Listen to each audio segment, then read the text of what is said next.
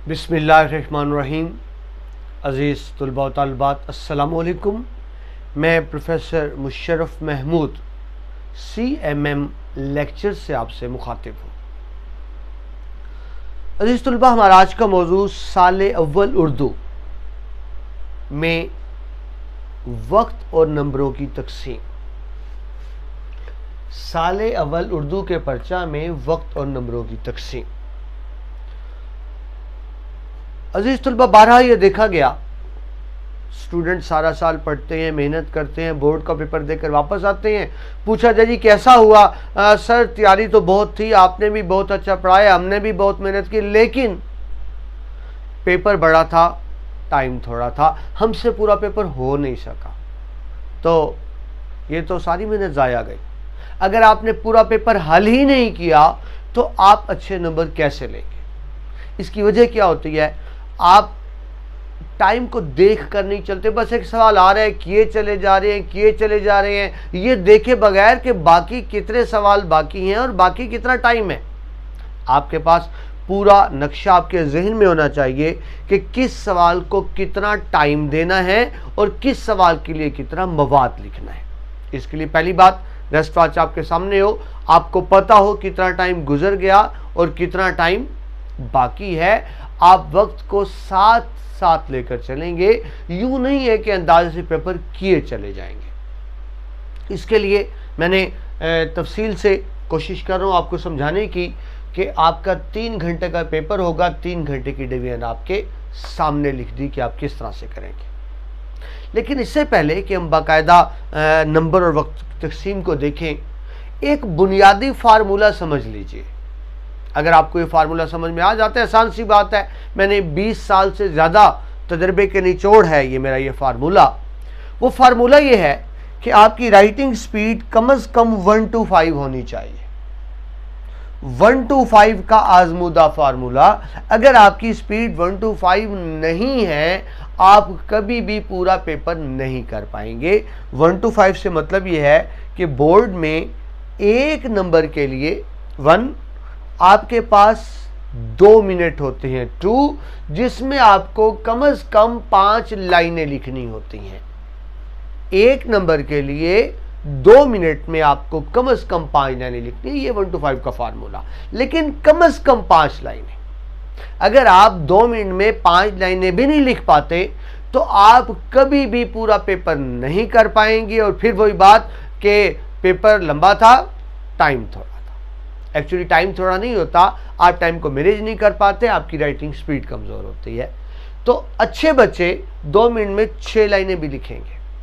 जिन्होंने पोजीशन लिखनी है वो 2 मिनट में 7 लाइनें भी लिखेंगे, कम से कम 5 लाइनें। इससे कम बात नहीं बनती।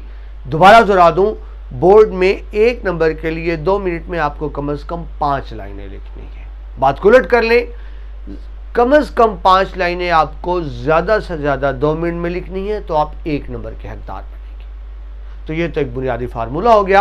अब इसके मुताबिक हम देखते हैं कि 3 घंटे में आपने पेपर किस तरह से करना है। ये एक और भी अहम बात होती है, बाज़ बच्चे खौफ के मारे भी कम लिखते हैं। वो जानते हैं कि बोर्ड में एक्स्ट्रा शीट तो मिलनी ही नहीं, आपके पास एक कॉपी होगी 32 शीट्स की, वो ना हो हम ज़्यादा लिखें और शीट्स कम हो जाएं और बाद में पता चलता है बहुत सी शीट्स बच गई। तो आपको शुरू से ही पता होना चाहिए कि किस सवाल में आपने कितना लिखना है, ताकि बाद में इस तरह के मसाइल सामने ना आए। तो इस तुलबा, इस तारुफ के और बाकायदा शुरू करते हैं। आपके साल अव्वल उर्दू में कुल 8 सवाल होंगे। सवाल नंबर 1 आप जानते हैं हिस्सा मारूजी होता है, ऑब्जेक्टिव पार्ट होता है, 4 हिस्सों पे मुश्तमिल होगा, अलिफ बे जीम दाल, लेकिन बल शीट पे इंग्लिश में होता है ABCD। ए क्या होगा? सबकी सवालात होंगे, लेकिन MCQs की शक्ल में एक स्टेटमेंट होगी, 4 जवाब होंगे, आपको दुरुस्त जवाब पे निशान लगाना होगा। बी होगा नसरी अदबी इस्तिलाहात, जीम होगा शेरी इस्तिलाहात, दाल होगा तज़कीर व तानीस यानी मुज़क्कर मोनस। तो 4 हिस्से होंगे, हर हिस्सा 5-5 नंबर का होगा। इसमें बेटा आपके पास कोई चॉइस नहीं होती, यानी 20 सवाल होंगे और 20 के 20 ही आपको करने होंगे। हर सवाल का 1 नंबर होगा, कुल नंबर बने 20 नंबर। तो हिस्सा मारूजी आपका होगा 20 नंबर का। इसमें आपने लिखना तो कुछ है नहीं, क्योंकि सिर्फ आपको टिक करना होता है। MCQs रिस्पांस शीट पर आपको निशान लगाना होता है। 20 मिनट आपको मिलेंगे और 20 मिनट में ही आपको करना है। 20 मिनट बाद आपसे वो क्वेश्चन पेपर वापस ले लिया जाता है और 20 मिनट के बाद आप बढ़ते हैं हिस्सा सब्जेक्ट की तरफ, सब्जेक्टिव इंशाई हिस्से की तरफ। हिस्सा इंशाई के भी अजीज तुलबा 2 हिस्से होते हैं, हिस्सा अव्वल और हिस्सा दवम। हिस्सा अव्वल में सिर्फ अशार होते हैं नज़म और गज़ल के, और हिस्सा दवम में बाकी किताब होती है। बहरहाल सवाल नंबर 2 यानी सब्जेक्टिव का हिस्सा अव्वल, इसके 2 हिस्से हैं। सवाल नंबर 2 अलिफ और बे। सवाल नंबर 2 अलिफ में आपको नज़म के 2 अशार दिए जाएंगे तशरीह के लिए। नज़म के 2 अशार, दोनों अशार एक ही नज़म से होंगे, लिहाजा आपको शायर का नाम और नज़म का उन्वान एक दफ़ा लिखने हैं, दोबारा लिखने की ज़रूरत नहीं है। इसमें आपके पास कोई चॉइस नहीं होती, 2 शेर आएंगे, आपको दोनों की ही तशरीह करनी होगी। आगे नंबरों की तकसीम देख लीजिए। 1 नंबर होगा शायर का नाम, 1 नंबर नज़म का उन्वान, और 4 नंबर के 2 शेर होंगे, 8 नंबर, यानी मिलके बने 10 नंबर। अब ये देखिए नज़म के अशार के 8 नंबर इकट्ठे लिखे हुए हैं। इसमें आपकी मर्जी होती है, चाहे तो दोनों अशार को मिलाकर मजमूई तशरीह कर दें, चाहे तो दोनों अशार की अलग अलग तशरीह करें। अगर आप मिलाकर करते हैं तो आपको वाज़ेह तौर पे लिखना होगा तशरीह अशार 1 जमा 2। अलग अलग करते हैं तो वाज़ेह से लिखेंगे तशरीह शेर नंबर 1, तशरीह शेर नंबर 2। लेकिन बहरहाल आप दोनों तरह से कर सकते हैं, मगर नंबर इसके मजमू ही लगेंगे 8 नंबर। अब आगे आइए कि आपको कितना लिखना है इस सवाल के लिए। 2 अशार हैं, हर शेर की तशरीह कम से कम 2.5 पेज, ज़्यादा से ज़्यादा 3 सफ़ात पे करनी होगी। एक शेर की तशरीह 2.5 से 3 सफ़ात पर। अब क्योंकि शेर 2 हैं तो मिल के कुल बनेंगे 5 से 6 सफ़ात, यानी कम से कम 5 सफ़े, ज़्यादा से ज़्यादा 6 सफ़ा। ये 10 नंबर का क्वेश्चन है, अभी आपको पता है 1 to 5 का फार्मूला, लिहाजा इस 10 नंबर के सवाल के लिए आपको 20 मिनट मिलेंगे। दस्तयाब भी 20 मिनट होंगे और 20 मिनट में ही आपको ये आराम से आप कर सकते हैं, यानी अवेलेबल भी 20 मिनट्स हैं और 20 मिनट में हो भी सकता है। आगे बढ़े जी, सवाल नंबर 2 का ही बेहिसाब। इसमें गज़ल के 3 अशार की तशरीह करनी होगी। अगेन वही बात कि एक ही गज़ल के 3 शेर होंगे, लिहाजा शायर का नाम आप एक दफ़ा लिखेंगे, बार बार लिखने की जरूरत नहीं होती। इसमें भी कोई चॉइस नहीं है आपके पास। 3 शेर है, तीनों की आपको तशरीह करनी होगी। 1 नंबर शायर का नाम और 3 नंबर के 3 अशार, 1 जमा 3 जमा 3 जमा 3 मसावी 10। अजीज तलबा देखिए, नज़म के अशार की इकट्ठे 8 नंबर थे, या अलग अलग हैं। मतलब ये हुआ कि गज़ल के अशार की आप लाजमन अलग अलग तशरीह करेंगे। गज़ल के अशार की आप मजमूई तशरीह नहीं कर सकते, उसको आप मिला के नहीं कर सकते, लाजमन आपको हर शेर की अलग अलग तशरीह करनी होगी। लेंथ कितनी होगी, यानी तवालत कितनी होगी? हर शेर की तशरीह कम से कम 1.5 सफ़ा, ज़्यादा से ज़्यादा 2 सफ़े। हर शेर की तशरीह 1.5 से 2 सफ़े पे करेंगे, तो क्योंकि 3 अशार हैं मिलकर बनेंगे कम से कम 5 सफ़ात, ज़्यादा से ज़्यादा 6 सफ़ात। 5 था 6 सफ़ात पे आप तशरीह करेंगे। ये भी 10 नंबर का क्वेश्चन है, तो आपको 20 मिनट मिलेंगे और 20 मिनट में ही आपको करना होगा। अब अजीज़ तलबा ये देखिए, 20 मिनट 20 मिनट 20 मिनट 60 मिनट, यानी 1 घंटा पूरा हो गया। तो पहले घंटे में आपको क्या करना है? हिस्सा मारूजी के बाद अशआर का पोर्शन मुकम्मल करना है, यानी नज़म के अशार की तशरीह और गज़ल के अशार की तशरीह आपको पहले घंटे में मुकम्मल करनी है। जब पहला घंटा ख़त्म हो तो आपका अशार का हिस्सा मुकम्मल होना चाहिए। इसके बाद बढ़ते हैं दूसरे घंटे की तरफ। जब दूसरा घंटा शुरू होगा तो आपको बताया सब्जेक्टिव पार्ट भी 2 हिस्सों पे होता है। हिस्सा अव्वल होगा शायरी का, हिस्सा दवम होगा बाकी नसरी हिस्सा। तो बहरहाल आगे बढ़े, सवाल नंबर 3, सबकी इक्तबास की तशरीह। आपको आपके इस बात में से पैराग्राफ दिए होंगे, 2 दिए होंगे, आपको एक की तशरीह करनी होगी। 2 में से एक पैराग्राफ की आपको तशरीह करनी होगी। ये सवाल होता है 15 नंबर का। 2 नंबर होते हैं हवाला मतन के, यानी 1 नंबर मुसन्नफ का नाम, 1 नंबर सबक का उन्वान, 3 नंबर होते हैं सियाको सबाक के, 10 नंबर होते हैं तशरीह के, पैराग्राफ की तशरीह के, तो मिल के बने 15 नंबर। तो ये सबकी इक़्तिबास की तशरीह आपका सवाल होगा 15 नंबर का। इसमें आपको कितना लिखना है? पहले सफ़े पर सवाल, हवाला मतन और सियाको सबाक एक सफ़ा, यानी एक सफ़ा आपका किस तरह मुकम्मल होगा?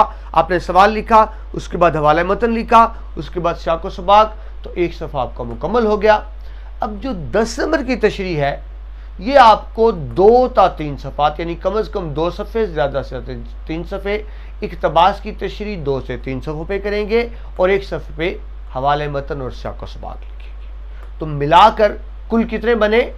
कम अज़ कम 3 सफ़े, ज़्यादा से ज़्यादा 4 सफ़े। तो ये आपको क्वेश्चन 3 से 4 सफ़ात पर जाता है। अब क्योंकि ये 15 नंबर का क्वेश्चन है, तो आपको बताया भी 1 to 5 का फार्मूला, इसके लिए आपको 30 मिनट मिलेंगे, बोर्ड में 30 मिनट मिलेंगे और 30 मिनट में आप बहुत आसानी से इसको कर सकते हैं। आगे बढ़िए, सवाल नंबर 4, सबकी खुलासा। आपको सबक का खुलासा करना होगा। 2 असबाक दिए गए होंगे, आपको 2 में से एक सबक का खुलासा तहरीर करना होता है। 10 नंबर का क्वेश्चन होता है, 1 नंबर मुसन्नफ का नाम, 9 नंबर का खुलासा। तो इस तरह से ये 10 नंबर का सबकी खुलासा आप करते हैं। मवाद कितना होगा सबकी खुलासे के लिए? 2 ता 3 सफ़ात, यानी कम अज़ कम 2 सफ़े, ज़्यादा से ज़्यादा 3 सफ़े। छोटा सबक है, 2 सफ़े पे करेंगे खुलासा, 1.25 2.5, लेकिन किसी भी शक्ल 3 सफ़ात से ज़्यादा नहीं होगा। तो यह दोबारा लिख दिया, 2 ता 3 सफ़ात होंगे। 10 नंबर का सबकी खुलासा है, इसके लिए आपको 20 मिनट मिलेंगे और आप 20 मिनट में आसानी से कर सकते हैं। आगे बढ़िए, सवाल नंबर 5, नज़म का खुलासा। आपको एक नज़म का खुलासा दिया जाएगा। सवाल में शायर का नाम मौजूद होगा, लिहाजा आपको शायर का नाम लिखने की जरूरत नहीं होगी, इसमें कोई चॉइस नहीं होगी। एक ही नज़म का खुलासा होगा और आपको करना होगा, जिसके कुल 5 नंबर होंगे। 5 नंबर का आपको एक नज़म का खुलासा आएगा। लिखना कितना है? कम अज़ कम 10 सतरें, ज़्यादा से ज़्यादा 12 सतूर यानी लाइनें, 10 से 12 लाइनें। वैसे आपकी टेक्स्ट बुक में लिखा हुआ है कि 8 से 12 लाइनें, 8 तो बहुत कम हो जाती हैं, 12 लाइनें ज़रूर हो। इसको अगर मैं सादा तरह से आपको समझाऊं कि अगर नज़म में 5 अशार हैं, हर शेर में आप जानते हैं 2 मिसरे होते हैं, तो 10 मिसरे बने। उन 10 मिसरों को जुमलों में तब्दील कर दें तो 10 जुमलों में नज़म का खुलासा हो जाएगा। अगर 6 अशार हैं तो 12 मिसरे बने, 12 लाइनों में हो जाएगा।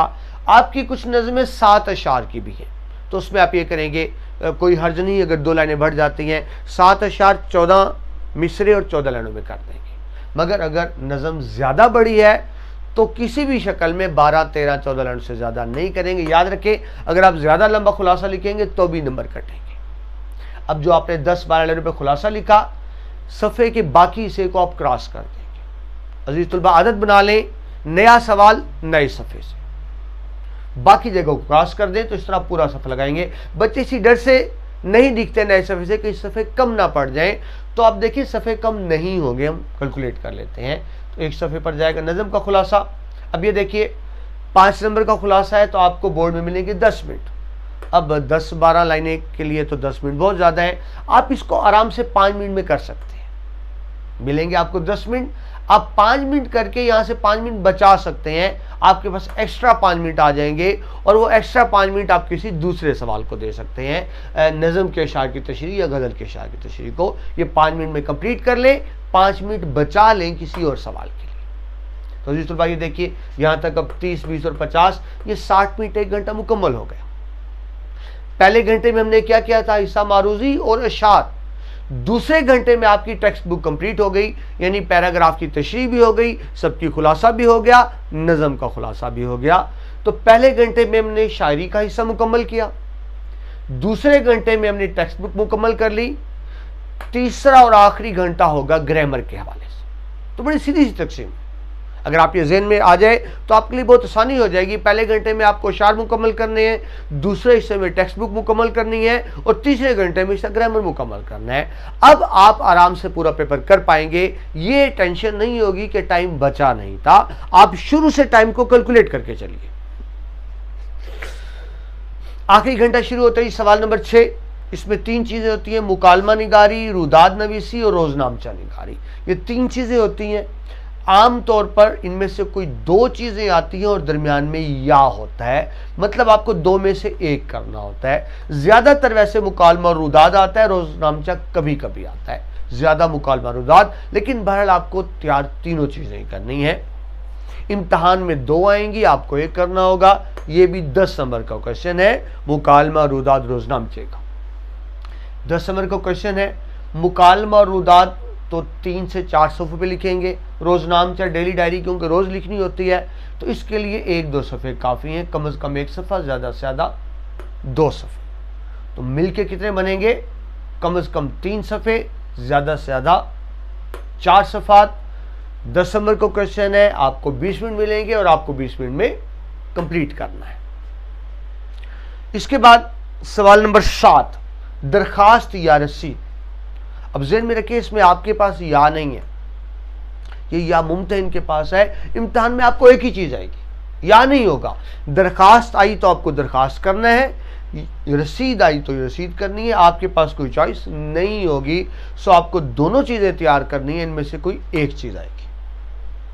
ये सवाल भी 10 नंबर का है और दरखास्त हो या रसीद हो, दरखास्त कोशिश करें 1 सफ़े से ज़्यादा पे जाए, 1.5 पेज, यानी 1 से 2 सफ़ों के दरमियान में रहेगी दरखास्त, और रसीद आप 1 सफ़े पर ही मुकम्मल करेंगे, एक मुकम्मल सफ़े पर। एक अच्छी लगती है प्रेजेंटेशन।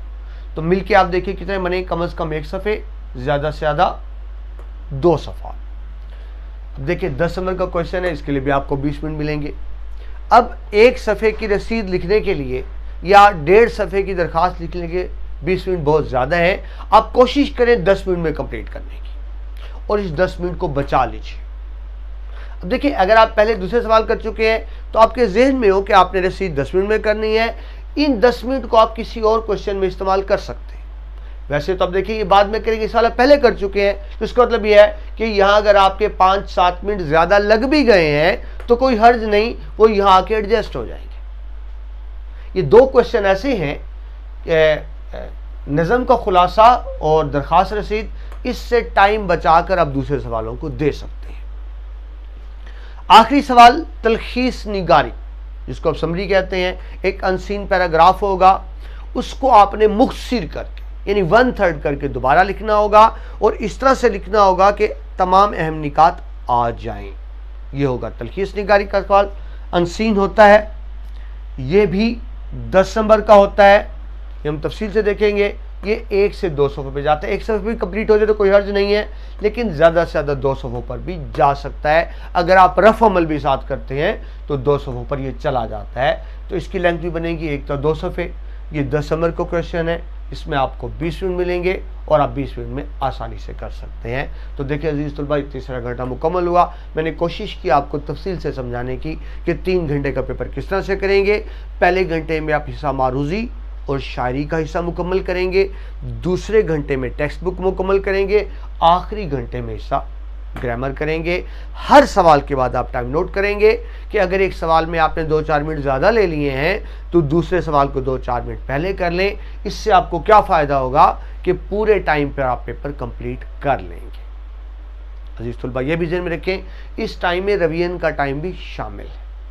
तो ये तो हो गई पूरी तकसीम कि किस सवाल को कितना टाइम देना है और किस सवाल के लिए कितना मवाद लिखना है। चंद अहम पॉइंट्स देख लीजिए, आपके बहुत काम के अहम हिदायत हर सफ़े पर। अच्छा, पहले एक बात हम मुकम्मल कर लें जो पहले मुकम्मल कर रहे थे। अब देखिए एंड पर मैंने टोटल किया हुआ है, कुल 100 नंबर का पेपर था। अगर आप कम से कम को देखें कि कम से कम लेंथ देखें तो ये बन जाएंगे 21 सफ़े। आपका 21 सफ़े पेपर मुकम्मल हो जाता है। और अगर आप मैक्सिमम पे जाएं, जो आपको बताया ज़्यादा से ज़्यादा लिखेंगे तो भी बन रहे हैं 28 सफ़े, 28 पेजेस, जबकि बोर्ड में शीट आपको मिलेगी 32 पेजेस की। यानी सिर्फ बताना ही चाहता हूं, आपके ज़हन में ये खौफ ना रहे कि ऐसा ना हो कि सफ़ात कम पड़ जाएं। अगर आप मैक्सिमम पर भी जाते हैं तो 28 सफ़ों पे ही आपका पेपर जाएगा, लिहाजा आप ये खौफ ज़्यादा ना हो, शीट काफ़ी होती है। सेकंड ईयर में थोड़ा मसला बनता है, बाज़-औक़ात सफ़े पूरे हो जाते हैं। फर्स्ट ईयर में आप मैक्सिमम लिखते हैं तब भी आपके पास सफ़ात बच जाएंगे। ये तकसीम है 180 मिनट की या 3 घंटों की। ये सिर्फ आपको तफसील इसलिए बताई कि आप ये ना डरिएगा कि सफ़े कम ना हो जाए। अब आइए अहम हदायत की तरफ। कुछ ज़रूरी चीज़ें, हर सफ़े पर आप पैराग्राफ ज़रूर बनाएंगे, कम से कम 2, ज़्यादा से ज़्यादा 3।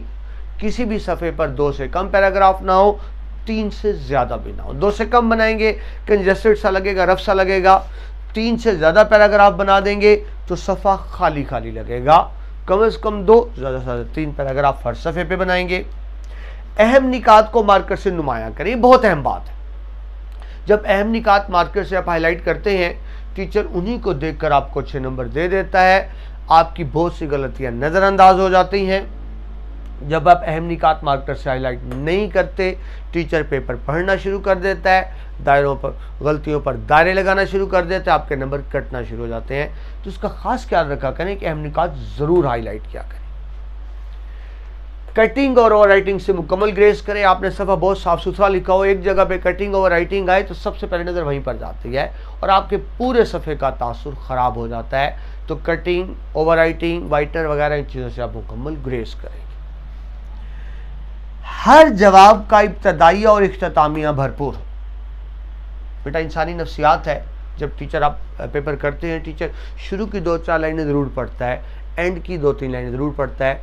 तो आप कोशिश करें कि जो आपका मटेरियल है उसमें से बेहतरीन मटेरियल को स्टार्ट और एंड में इस्तेमाल करें, इब्तदाई और इख्तिताम में इस्तेमाल करें। इससे बहुत अच्छा तासुर पड़ता है। शेरी और नसरी हवाला जात ज़रूर दें। जब आप अशार की तशरीह करें, नज़म गज़ल की, तो उसमें तो कंपलसरी है अशार के हवाला जात। तो जब आप शेरी और नसरी हवाला जात तहरीर करते हैं, नसर में आयत हदीस आ जाती हैं, ज़रबुल मिसल भी आ सकती हैं, दूसरी चीज़ें, तो टीचर ये तासुर लेता है कि आपने पढ़कर पेपर दिया है। जब आप हवाला जात नहीं लिखते तो टीचर तासुर लेता है कि आपने गप मारी है। मगर ज़हन में रखें, हवाला जात खुलासे में नहीं आएंगे। सबकी खुलासे और नज़म के खुलासे में आप कोई हवाला नहीं देंगे, सिर्फ वही चीज़ लिखेंगे जो सबक में है। तो ये जो हवाला जात वाली बात की है, ये सबक के नज़म के खुलासे के लिए नहीं है, ये तशरीह के लिए है, पैराग्राफ की तशरीह के लिए और शेर अशार की तशरीह के लिए। एक बात और भी समझ लें कि आम तौर पे बच्चे सवाल करते हैं पैराग्राफ की तशरीह में मैं अशार का हवाला दे सकते हैं, तो उसका सिंपल सा जवाब है नो। आप पैराग्राफ की तशरीह में भी अशार का हवाला नहीं देंगे। हाँ, अगर एक शेर बहुत ज़्यादा रिलेट करे तो कोई हर्ज नहीं लिखने में, मगर ज़रूरी नहीं है लिखना। मतलब ये नहीं कि आपने खाम खा ज़रूरी शेर का हवाला देना है। पैराग्राफ की तशरीह में ऐसा नहीं होता, मगर नज़म और गज़ल की तशरीह में आप अशार का हवाला ज़रूर देंगे, कंपल्सरी है। मुकालमे रुदात में भी अगर आप अशार का हवाला दे देते हैं तो अच्छा तासुर पड़ता है। हर जवाब के बाद बाकी वक्त की तकसीम देखें, हर जवाब पर देखें कि बाकी कितना टाइम रह गया, कहीं आपने ज़्यादा टाइम तो नहीं ले लिया। अगर एक सवाल के लिए ज़्यादा टाइम लिया है तो दूसरे सवाल को उतना कम कर दें ताकि वक्त की तकसीम साथ साथ चलती रहे। आखिरी वक्त में आपको परेशानी का सामना ना करना पड़े और फिर वही बात ना हो कि टाइम थोड़ा था, पेपर बड़ा था। ये बात आपसे पहले कर चुका। 1 to 5 का फार्मूला, दरअसल ये 1 to 5 की पूरी तकसीम बताई कि आपके जहन में एक बात रहे कि 1 नंबर के लिए 2 मिनट में आपको कम से कम 5 लाइनें लिखनी है। हर सवाल साथ साथ देखते रहे, आखिरी टाइम पे आपको परेशानी का सामना ना हो। आमतौर पर अजीज़ुल भाई यही होता है, बोर्ड में टीचर अनाउंस करता है आखिरी आधा घंटा बाकी है और आपके 3 सवाल बाकी पड़े होते हैं। अब आप मुझे बताएं आप अच्छे नंबर कैसे लेंगे। तो इसका ख़ास ख्याल रखिएगा, किस सवाल को कितना वक्त देना है, किस सवाल के लिए कितना मवाद लिखना है। उम्मीद है आपको पेपर स्कीम समझ में आ गई होगी कि 3 घंटे आपको किस तरह से गुजारने हैं कि आप अच्छे से अच्छे नंबर ले सकें। अगर आपको हमारा लेक्चर मुफीद लगा हो, पसंद आया हो, तो इस लेक्चर को दोस्तों के साथ ज़रूर शेयर कीजिएगा ताकि इल्म का सिलसिला आगे से आगे बढ़ता रहे। CMM लेक्चर्स आप ही का चैनल है, आपके लिए ही बनाया गया है। मेहरबानी करके इसको भी प्रमोट करें, दोस्तों को बताइए ताकि दूसरे भी इस्तेफादा हासिल कर सकें। इसके साथ ही प्रोफेसर मुशर्रफ महमूद को इजाज़त दीजिए। अल्लाह हाफ़िज़।